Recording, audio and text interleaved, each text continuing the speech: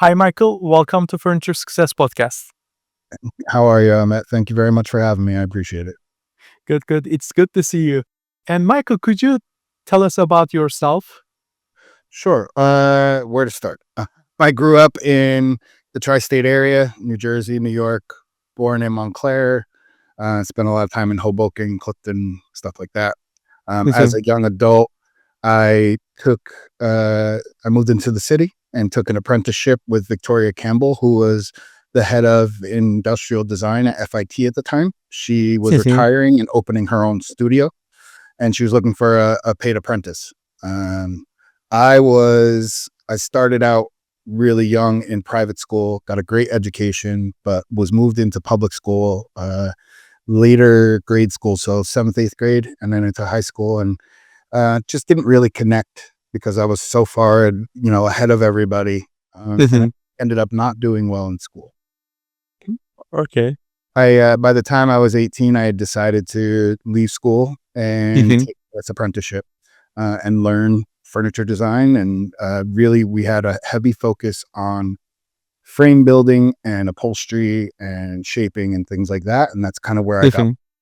mhm. I also did a lot of construction work. I was on a framing crew for 4 years, so I learned how to build houses, and all of it kind of played together and worked together for me. And I ended up really Mhm, focused on very more creative furniture pieces. Uh, mhm. with business as it goes along, you end up falling into the traps of, especially in the furniture world, a lot of people, especially when you're starting out, take a lot of like cabinet jobs and case goods and things like that are more simpler work. Mhm. But they bring in the money, right? So when you're trying to Yeah. grow a business, it works out really well. So that's basically my history. I've been in the industry for about 25 years on and off now. But I've had a pretty crazy history as far as work is concerned and business is concerned. When I was 25, I started a fashion magazine in Denver, Colorado, and I had Mhm. that for years, and opened a tattoo shop and a couple clothing stores and just had them all together, and then moved back home in 2013. Mhm. 7 years there, and started furniture right back up again. But then in 2017, met my ex-wife and started a company with her, Mhm. and grew that into a $24 million company in 4 years, and then got divorced, and I exited, and I'm back to my furniture business again. So that's Wow. basically the history. Yeah. Yeah, it's like a true roller coaster, Yeah. uh, entrepreneurial roller coaster for you. Yeah. And like, what sparked the launch of the Core Design Labs? Like, can you I'm tell sorry. us like how did you get started with your current brand, Oh, with the Décor current one? Design Labs? Yeah. So yeah, so about, January of 2024, I resigned my Mhm, position with the company that I had with my ex-wife and left the mhm, company. And wrote 2 books, 3 books. Wrote 3 books. One of them is mhm, currently on Amazon now, another one's coming out at the end of the summer. Um, and just really was trying to find my way again. I wasn't sure what I wanted to do, wasn't sure what I wanted to get into again, and, working with my hands just kept calling back to me again. So I mhm, opened a little shop in my garage and just started doing some projects, little things for myself and for my own home, and people started kind of catching on. And I started talking to some friends, and they introduced me to some people. Next thing I know, I'm getting flooded with work. So relaunched the mhm, business in February. mhm. We're averaging already. We're only 6 months in, and we're already averaging out $30,000 to $40,000 months.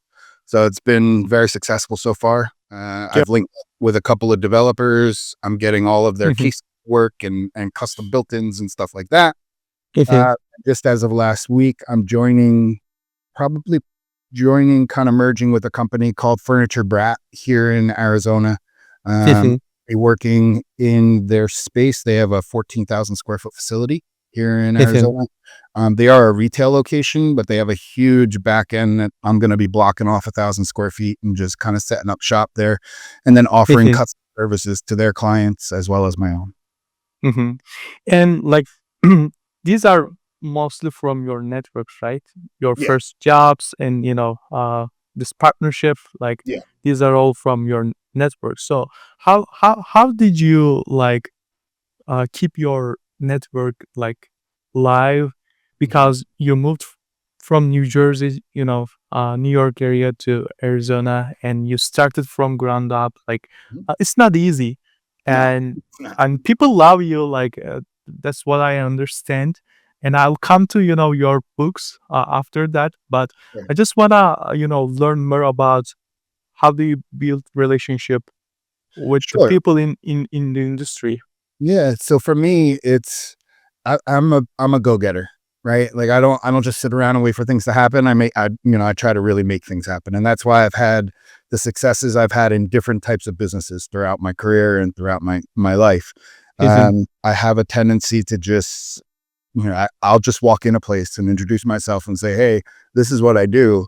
I would love to work with you." Right. And it's just, I'm not shy about it. I have no issues about it. I mhm, created a lookbook, a physical lookbook that I bring with me and I show them through my portfolio and walk them through my portfolio.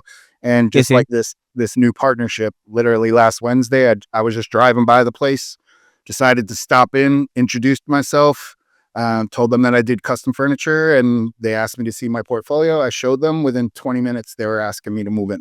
Yeah. So it was mhm, one of those things that just kind of really worked out. But the reason I've been able to be successful with it and grow the business quickly is because of that personality trait where I'm not shy. Like I'll just throw myself out there and I think that's where a lot of it comes in is the confidence to be able to just walk into a room, let people know who you are, introduce your work, whatever that work might be, and just mhm. state what you're looking for, right? Like just tell them Yeah. like this is what I'm looking to do. I think I'd add a lot of value to what you're doing and I think this would be a great partnership. And it 9 times out of 10 it works out. Right? Yeah.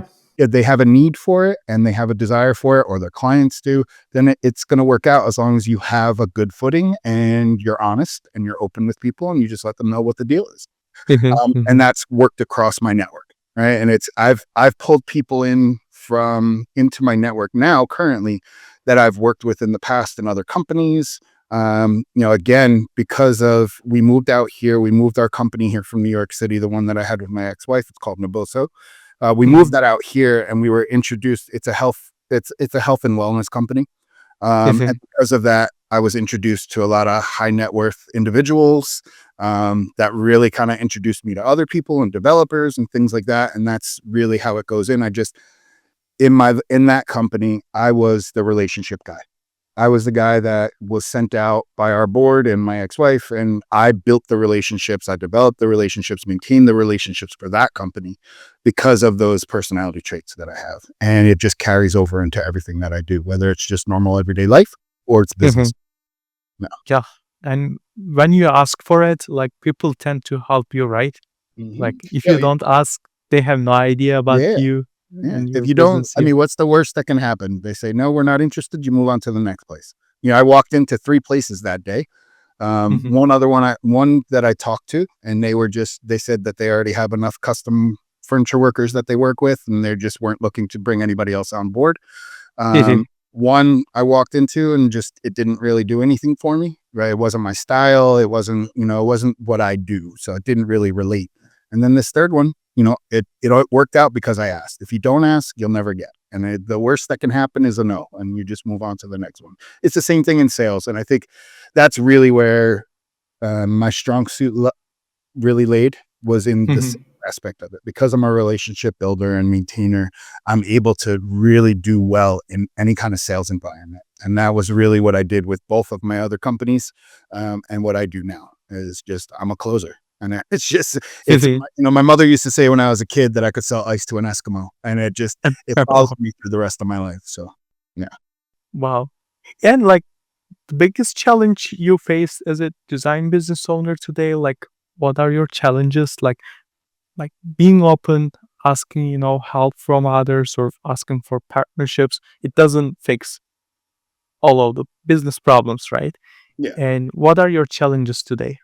So my challenges now is, a lot. Some of them are personal challenges. Mhm, COVID did a number on a lot of people. It did a number on me and my credit. So trying to get business funding to expand and grow has been very difficult. I have not been able to do that yet. I'm mhm, working on that now. So it's it keeps you a little smaller than you have the potential to grow into. Um, I have my dreams and aspirations for the business are not just a furniture maker. I eventually would like to open my own retail space with custom furniture options in a shop in the back. Um, Mhm. I'm also an interior designer and decorator, so have those services available as well, and just kind of have this all encompassing thing. Mhm. But it's very difficult to grow into that when you can't access business capital and you can't get loans and you can't do those kinds of things. So really, I'm Mhm. just sitting right now, just kind of stashing away, percentages of each job so that eventually I'll be able to grow into that. Um, Other than that, it's always, I don't have difficulty finding clients. Clients have come pretty easily to me. It's Mhm. really scheduling, staff. In this industry, a lot of people are just, they're working with their hands. They work hard all day. They go party all night, or they like to have a couple drinks when they get home, and then they're sluggish in the morning, and then things get messed up. So it's a lot of it is personnel. A lot of it is access to capital. Mhm. Other than that, those are really my main challenges right now, and what I've seen coming into it now. When I was in New York City, I had my shop in Brooklyn. It was very Mhm. different at that time. I mean, I was turning away work at that point because it was just, Mhm. it was too much coming in, right? It's New York Mhm. City. Oh, if you make a name for yourself, you can grow really fast. And I grew a little too fast, and I regret that. That's when I ended up deciding to join my ex-wife in her business and that business together and build that. Um, Mhm. Now I'm just back to it again. So that's right now I'm keeping it pretty much to myself. I have somebody that comes in and helps me when I have big projects and things like that. But right now, like yesterday and today, I built 14 cabinets in the last 12 hours. So Mhm. I'm hustling on a big kitchen and bathroom project right now. After that, I've got 5 rooms worth of cabinetry and things like that I have to build. There's a total of 42 cabinets that I have to build with all kinds of crazy stuff going on in it. So Mhm. at the point, I'll bring in help. It's just that's too big for me to do on my own. So I'll bring in help, but I'll also will have expanded into this larger space, which will help me build a lot quicker as well. I see. Yeah. And like Decor Design Labs is not your first business, so my question is like what would you do different like um in your previous business, Mhm. you know, or how your previous experiences help you to grow, Decor Design Labs faster Sure, and better, so can you tell us some examples like sure. It's yeah. starting back from the very first iteration of the furniture work that I was doing. When I moved to Denver, that was the first business that I started in Denver at 24, Mhm. was my custom furniture. At the time, Denver hadn't hit its really like upswing yet. It was still kind of a, dark little Small city. It was yeah. fun. There was lots of underground stuff going on, a really cool underground art scene. And people were really into like cool, different things. Like everybody wanted to be unique. Mhm. And from that, again, even at that point in my life, I was still like, I moved to Denver with 150 bucks in my pocket and a knapsack full of clothes. And that's all I had. I knew nobody there. I stayed in a hostel for the first 2 weeks. And what I did was very first thing I did was go out. I made some business cards, just put my name, my phone number, had no company name or anything like that on it yet because I hadn't like officially started it. And just put under it, custom furniture maker and upholster. And that's all I did. And I went around to all the nightclubs, all the restaurants in town, and just asked to introduce myself to the managers or the owners. Would have a quick conversation with them, give them my card. And, it was about 3 weeks before I got my first call back.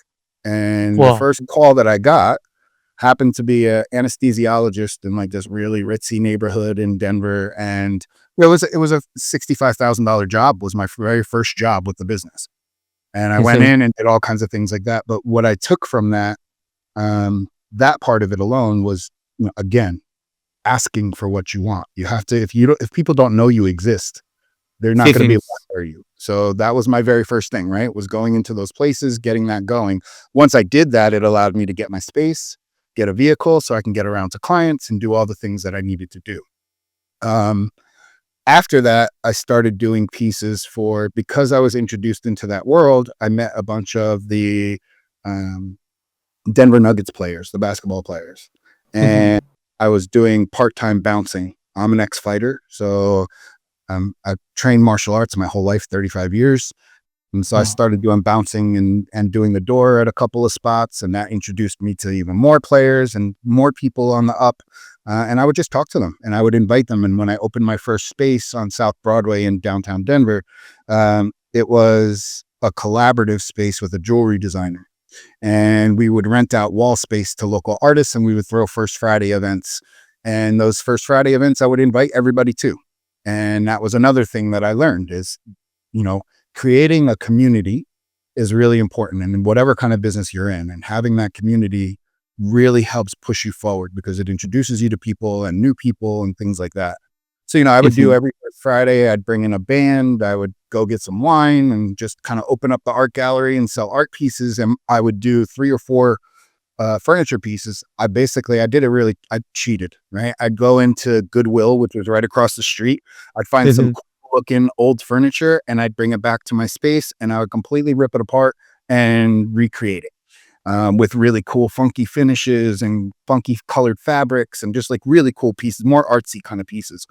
But Mhm. that I had several of the Nuggets players buy some of those pieces. So then it Wow. introduced me into another thing, so it just was this building pattern. And along the way, I learned a lot of lessons, how to price things, Mhm. deadlines. I would, in the beginning, I overpromised, underdelivered. And that was like that's the worst, the most cardinal rule is underpromise, Mhm.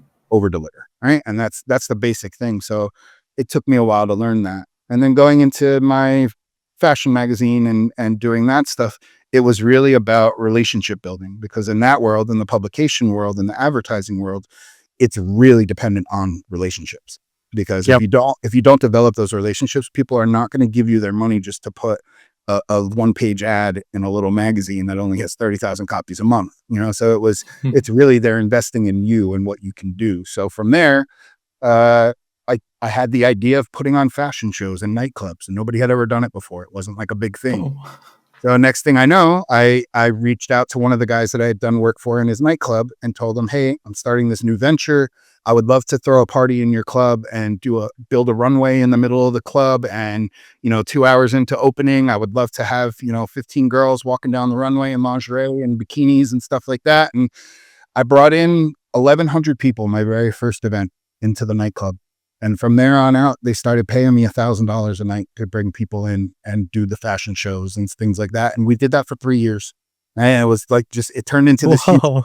thing. I know I'm doing it for 5 or 6 different nightclubs in the downtown area on different nights Mhm. of the week, linking up with local fashion designers and doing these fashion shows and all this kind of stuff. And it turned into something really big. Right. It allowed me to open my tattoo shop, which was then really busy. We were booked out 6 months in advance in our tattoo shop with 8 artists. So it was like this just really big thing. And it just, again, the relationships. I can't say it Mhm. enough. To me, that's what every business I've ever had has always relied upon is the relationships that I built and those networks. And that's how Mhm. I Mhm. So, do you do like paid ads or social media, like Google ads? No, and like I do no any paid ads. industry events, like hyper market, like this kind of events, like just Yeah. No, I don't do networking. any of it. Nope. The only Wow. thing I do, when I first started this newer iteration of Decor Design Lab here in the Phoenix area, the only thing I did was join Thumbtack, Hmm. uh, one of those apps where people can go on. It's like Angie's List or House or any of those things, Hmm. and that really that helped me start because I got a flood of work in, which helped me invest into my tools and my better tools and grow and expand. And Hmm. I'm still on it. It still is very beneficial. One of the developers that I met from Thumbtack has already, it's been in 1 month, they've given me over $60,000 in work in 1 month. So Hmm. it was really beneficial and I'm glad I did it. And I stay on it just because I get new jobs every week just coming in from that. And along with the word of mouth and me just going into places and introducing myself and things like that, it's kept my schedule and my calendar pretty full for the Hmm. last. So Wow. Yeah, that's great. Like your business is unique. Like, and you have a pretty strong, personality. That's why it makes a unique business, with your name. But I'm gonna ask you what's your playbook for keeping projects on time and on budget? Because as a business owner, you take care of finance, taxes, operations, client relationship, networking, sales. Hmm. So, and how do you manage, your team? Could you tell us about your team structure right now? How do you hire people, and what are the things important for you, and your playbook, for keeping projects on time and on budget? Yeah. So for projects on time, what I like to do, I typically give an extra 2 weeks to every client that I take on. So, if, I give them a deadline or they give me a deadline that they're looking for, and I give myself a 2 week buffer always to just make sure. With that, I allot myself X amount of work a month to make sure that I don't run over deadlines and I don't run over budgets and things like that and run into problems.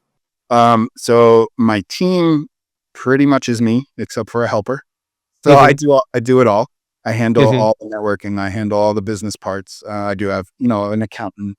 I run everything through QuickBooks, so the accountant just cleans it up for me. And I have an attorney and things like that. But as far as team in the shop, it's pretty much just me, unless I'm on site and I need to bring somebody in to help me do an install or something like that. Um, I'm not grown yet to a place where I feel comfortable or confident hiring someone yet or hiring people. I could use them for sure, but I've had bad experiences in the past when I bring people on, and it makes me kind of hold off for a little bit until I get to a point where I literally can't handle the amount of work in the shop at the time. Right now, I'm getting there, but I'm not quite there. So what I've done, as far as what my intention is for hires, is what I've done is I've gone to the trade schools and I've introduced myself to the faculty, and have developed some relationships in those facilities. And they are basically kind of looking out for me. They're letting me know if they see somebody that's got some more creative talent versus just basic carpentry, somebody that's looking to get into, a little more cooler things and building things and stuff like that. And they let me know about them. And those are the types of people that when I am ready, I'll be reaching out to. And they're people that have a background in it already. They have a confidence and certification in actual carpentry, and they understand how to work with wood and basic structures and all that stuff. And the rest of it I can teach. So I spent, when I was in Denver, I did workshops. That was another way that I brought in revenue and taught people how to upholster and taught people how to stain and finish wood and just different things like that. And I would do it once a week, and it would bring me in like $1,000 a week. And this was back in 2005, 2006. So it was doing pretty good. So that's how I did it then. I'm very confident in my ability to pass on my skills to people. For me personally, I would rather not deal with people's bad habits or things that I've learned that don't live up to my qualifications. So I would rather have somebody that's more green, that I can actually teach and train into the way I do things, so that I don't have to worry about making sure, double checking their work all the time, or getting calls from clients like, hey, this drawer's not opening properly, or this is off, or this is, it's just, it's hurt me in the past. So I'm very careful about who I bring on and involve in my businesses now. Wow. Yeah. Yep. And most memorable or unusual client request you have Ooh. tackled with, it could be in the past or, you know, So in. that was okay. Had my shop in Brooklyn back in 2016. There's a artist on the R&B charts and hip hop charts. Her name is Her. We did a Okay. giant, yeah, we did a giant snake enclosure, custom snake enclosure in her penthouse apartment in downtown Brooklyn. And that was the craziest shop I ever did. It was just this, multi-level, expansive reptile and snake enclosure that we did. But she wanted it really nice and very tailored, and the wood and everything else. So that was one of the cooler projects that I did.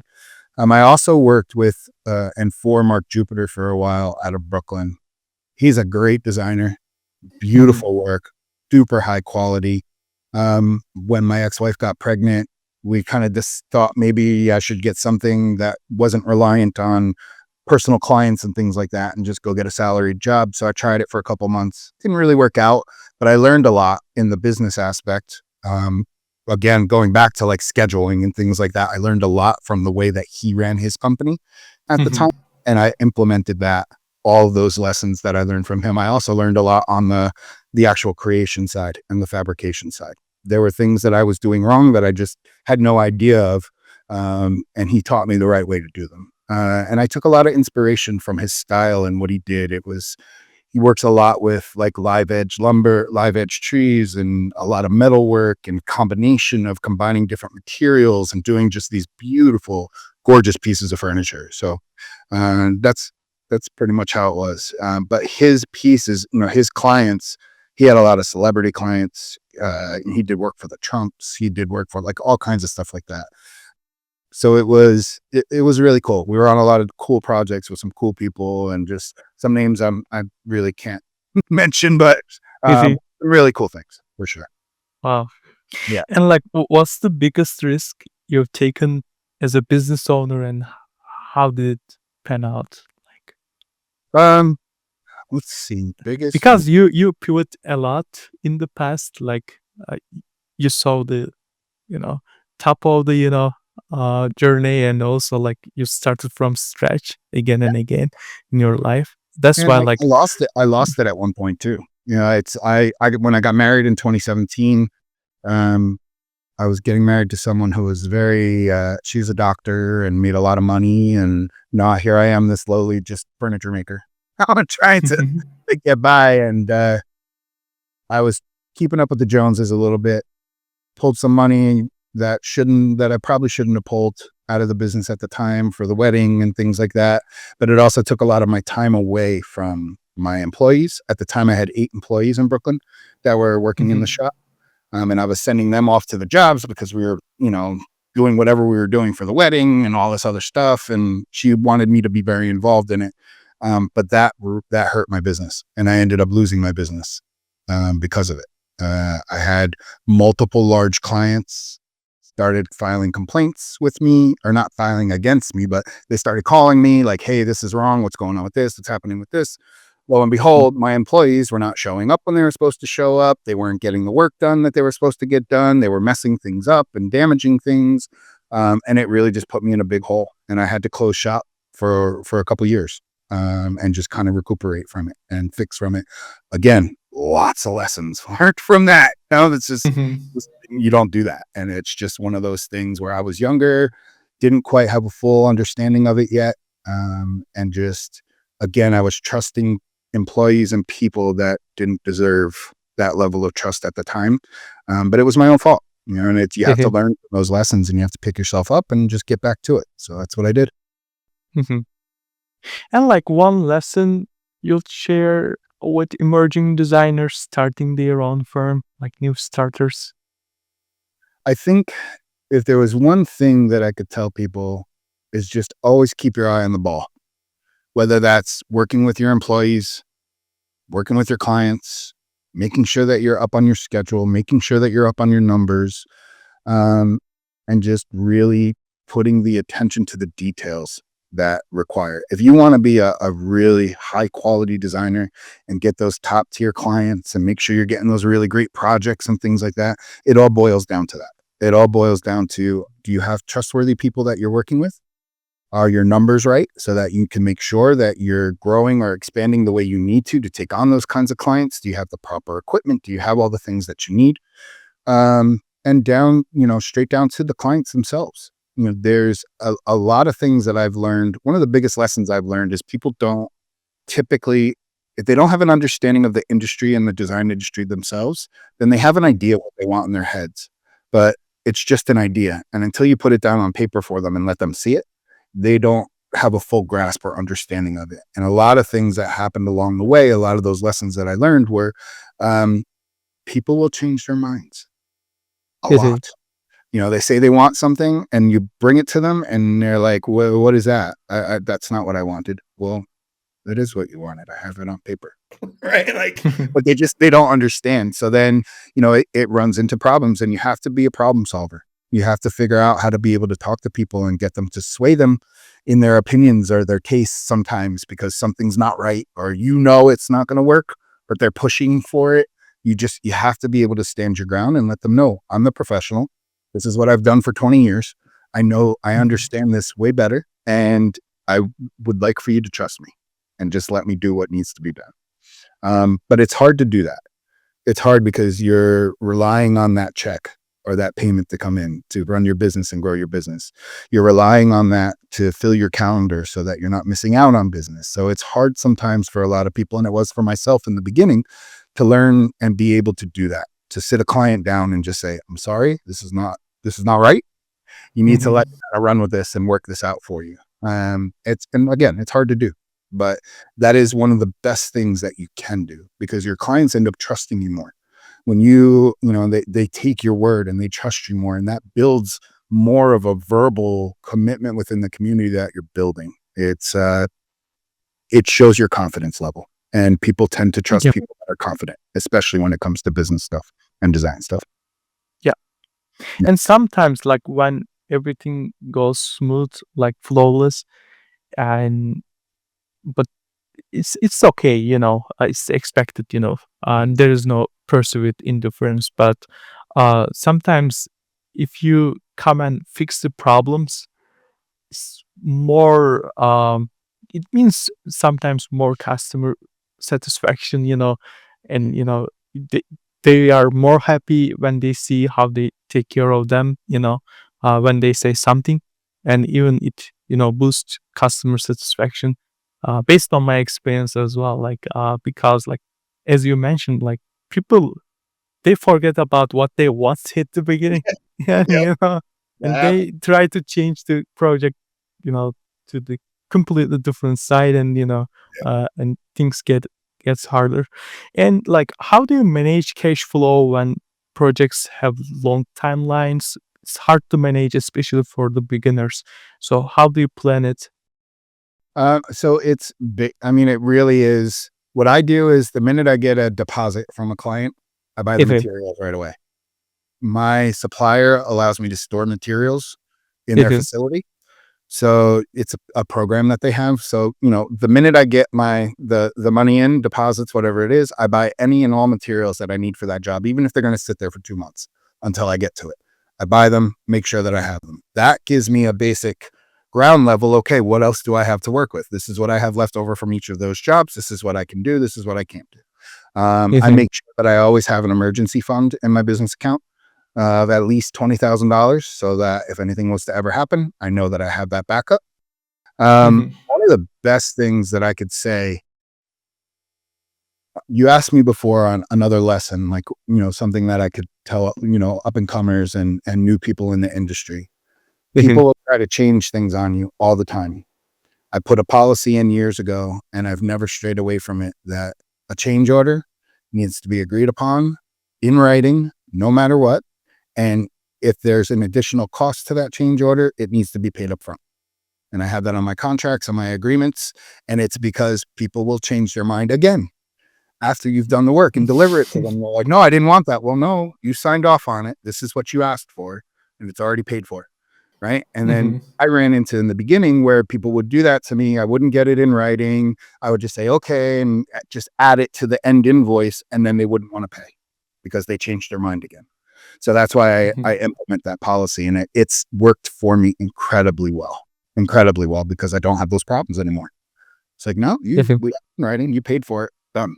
Right. So it's, you want to keep your customer happy, your client happy, of course, but there's, that old adage of the customer is always right is not always right. Yeah. Sometimes you got to defend yourself, and you got to stand up for yourself, and don't let your clients walk all over you, because once they do that, they got you. And then you're just basically at their beck and call at that point. I've had times in my career where I've had clients calling me at 11 o'clock at night to talk about a project that we're on. I'm like, dude, I'm home with my family. Not okay. Working hours. I'll take calls up to 7 p.m. After that, my phone gets shut off. That's it. I'm not dealing with this anymore. And that's also though because I didn't stick up for myself and I didn't put myself in a situation or a position of strength within that negotiation at the time. Um, and I lost clients because of it too. Because it got to a point where I would get so frustrated, I don't want to work with you anymore. I can't do it anymore. And those are detriments to the business because those are people that have regular work that it's now not coming into your business. So you just, I'm a firm believer in having confidence in any situation that you're in. And if you're not sure about it, do your research, find it, figure it out, and get confident. Mhm. And can you tell us a little bit more about your book and how did you build your confidence, and like why did you write a book? Like it's very rare in furniture industry, or like I have a book as well, like it's published on Amazon and you will get a Yes. signed copy, Michael, Awesome. Okay. and it's available on Amazon. But this is maybe the only book like in furniture marketing, Mhm. um, and you wrote a book about relationship. I couldn't get it on my hands right now, but That's okay. can you tell us more about it? Like why you start writing, and you completed 3 books, right? Yes. Yeah, I have, Wow. so it's one book is well, I had to break the it was really 2 books originally, but I had to break the one book in half because it was almost 1,000 pages. So the Wow. publisher cut it in half and we made it 2 books instead of 1. Um, so basically, I never had ambitions of being a writer of any kind or doing anything like that. Not to be political, but I am a very political person. I follow politics. I believe that they shape our morals. They shape our lives every day. And if we don't pay attention, we just get swept up under the rug and nobody cares. Right. So, along the way in 2019, my daughter was born, August 4th. She is the absolute light and joy of my life. She's everything to me. I can't even talk about it without getting emotional because I waited till I was 40 to have a child and get married. And it's something that's very special to me and precious to me. So when she was born, I was in the delivery room. I caught her when she came out, did the whole thing. And I just looked at this beautiful little girl, and knowing who I am and my personality and knowing who her mother is and her personality, I was like, this little girl is going to be a terror. She is going to be strong and fearless and just tough because I know who we all are. And there's no other way for a child to come out of that upbringing other than to pick up those kinds of traits, right? So, and now she's about to turn 6 next weekend, and she is everything I thought she would be. She's fearless, she's bold, she's aggressive, she's an athlete 100%. Anything she does, physical or athletic, she's a star at. She's in advanced gymnastics at 5 years old. She's doing teams with 10 and 11, 12-year olds because she's that good. And she's just Wow. super important. So anyway, when I looked at her when she came out, this thought entered my head of looking at society now and thinking about young men coming up and the lack of male role models and masculine, in our world, masculinity is demonized and it's looked down upon. And they basically made it, toxic and all these things. And I just looked at her and I said, what kind of young man is going to be able to handle this bold, aggressive little girl that she's going to be, that I know she's going to be? And it scared me because I look around and I see how young boys are being raised now, and they're being raised very soft, and it scared me. So I had this idea of it came to my mind called the Distinguished Savage, and it's another one of my companies. It's another company that I have right now, and it's basically um, I wrote a book on the demonization of traditional masculinity in the Western world, and that was my first book, and it was called The Decline of Man. That's the one that's out on Amazon right now. You can get it on Kindle and all that stuff. The second and third books are basically, I did a program called Landmark. Not sure if you've ever heard of it. It's basically like a self-growth kind of thing, and it really teaches you about fundamentals of relationship building and communication and business, and it's all encompassing. Through that, some pretty big people in the investment world, the banking world, and things like that, that share my political beliefs and share my my fear for the future of our children. And they started talking to me about potentially developing a program for young men, high school, from seventh grade to seniors in high school, where they can do an after school program, which teaches them about things on what it means to be a masculine member of society and what it means truly, the positive traits of it and the things that built the world as we see it nowadays. And knowing how to handle your finances, knowing how to do an interview, knowing how to dress, knowing how all these things that are important that you typically would learn from an engaged parental figure, father. That a lot of young men are just not, and especially in low income communities and different things like that, where it's harder. They have less fathers in the home, things like that. So it's, I basically positioned myself to be that voice for them. And now we're in the process of developing an actual program, an after school program for these young men. And the second and third books are basically workbooks, and it's lessons and, programs and different working pages on all the different things that the book is going through and teaching, whether it's finances to family, to children, to marriage, to whatever it is. And that's really what the focus is on those books and the program. Wow.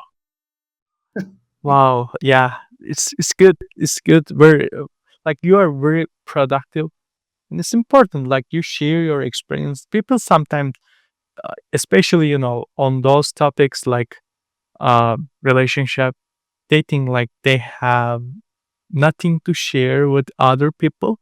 Mm-hmm.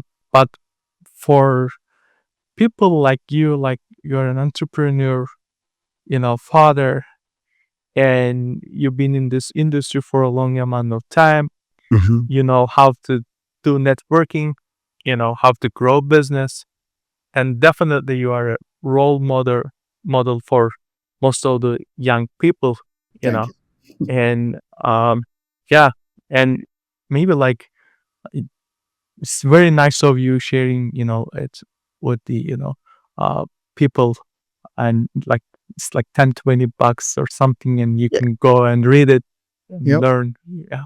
Yeah, it's an um easy read. It's a short book. The first one is short. It's not very long.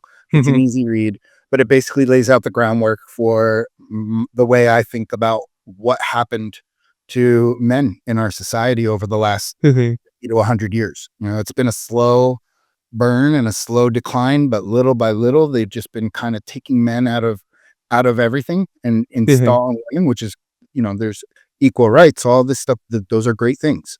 There's nothing against that, but Yep. it's not equal. And that's what's happened is they basically have taken men from up here to try to bring women up. Instead of just bringing them up to being equal, they've had to pull men down. Right. Yeah.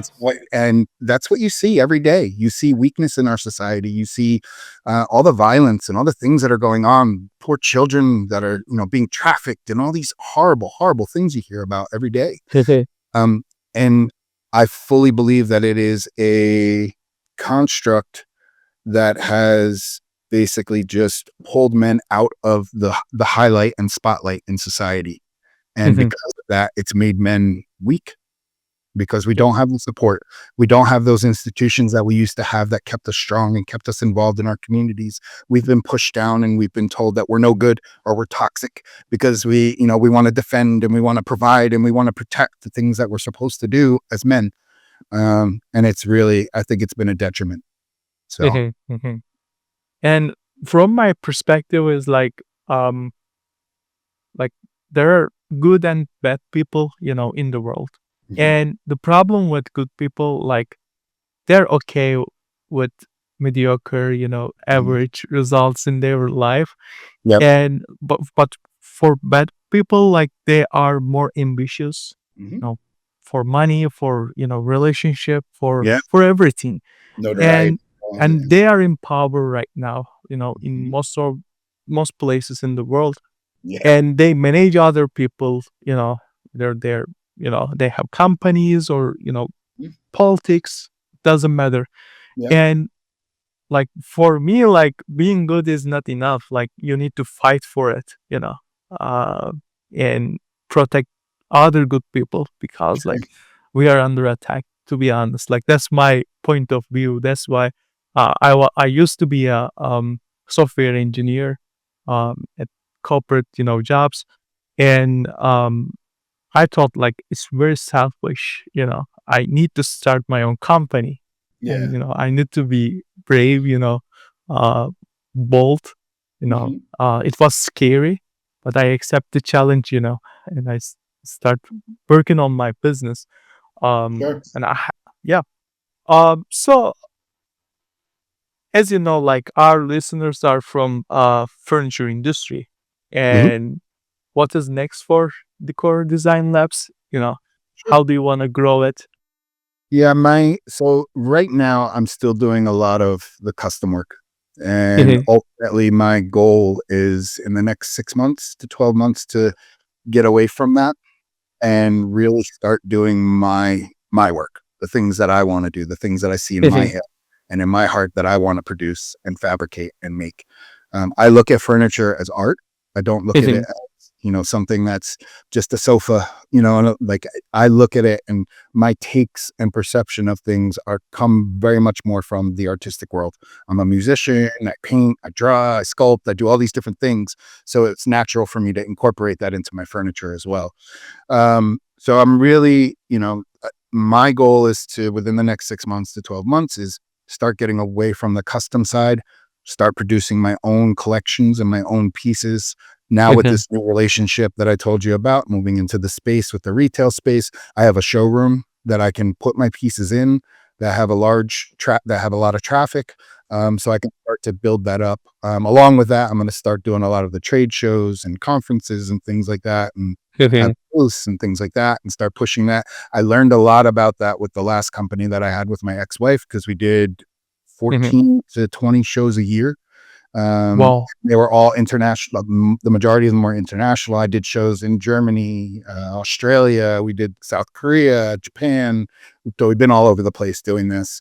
So I learned a lot about that whole thing as well, which I'm going to Mhm, incorporate that into the furniture business as well, because that's a great way to grow and grow fast.